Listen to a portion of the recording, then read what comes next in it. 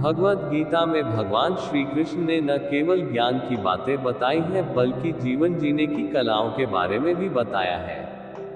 भगवान श्री कृष्ण ने अर्जुन को जो गीता का उपदेश दिया है वह हर मनुष्य के लिए प्रेरणा स्रोत साबित हो सकता है। गीता में भगवान श्री कृष्ण अर्जुन को उपदेश देते हैं कि जो भी मनुष्य भगवद गीता की 18 बातों को अपनाकर अपने जीवन में उतारता है वह सभी दुखों से, वासनाओं से, क्रोध से, ईर्ष्या से, लोभ से, मोह से, लालच आदि के बंधनों से मुक्त हो जाता है। आगे जानते हैं भगवद गीता की 18 ज्ञान की बातें।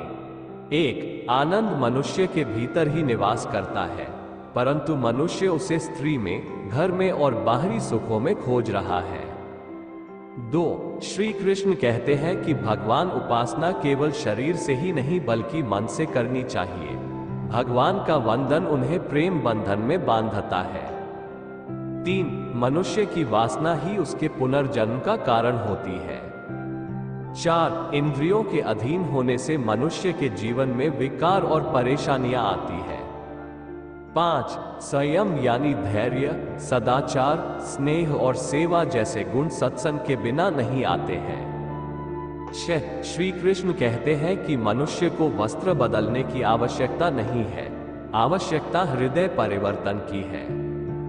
7. जवानी में जिसने ज्यादा पाप किए हैं उसे बुढ़ापे में नींद नहीं आती। 8. भगवान ने जिसे संपत्ति दी है उसे गाय अवश्य रखनी चाहिए।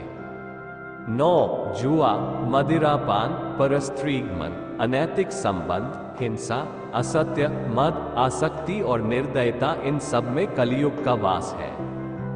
10. अधिकारी शिष्य को सद्गुरु, अच्छा गुरु अवश्य मिलता है। 11. श्री कृष्ण कहते हैं कि मनुष्य को अपने मन को बार बार समझाना चाहिए कि ईश्वर के सिवाय उसका कोई नहीं है, साथ ही यह विचार करना चाहिए कि उसका कोई नहीं है, साथ ही वह किसी का नहीं है।